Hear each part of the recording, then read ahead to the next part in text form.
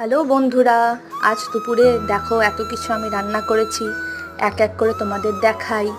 প্রথমেই বানিয়ে নিয়েছি ভাত। বাবা, হাঁড়িটা কি গরম।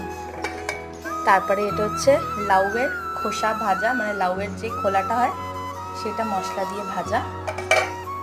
নেক্সট আইটেম হচ্ছে সয়াবিনের দানা। তোমরা চেনোই এটা।